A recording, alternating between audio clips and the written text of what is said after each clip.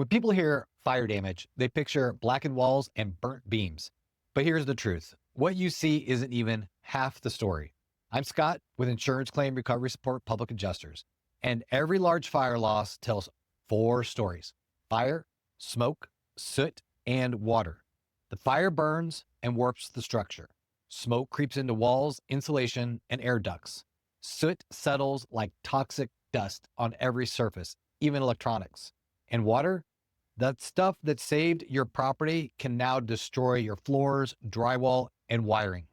If your adjuster treats it all as one event, you'll lose proof and money.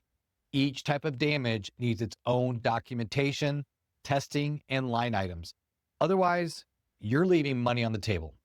We document every layer so nothing slips through the cracks. Or your settlement. Contact us now. Insurance companies have experts working for them. You should too.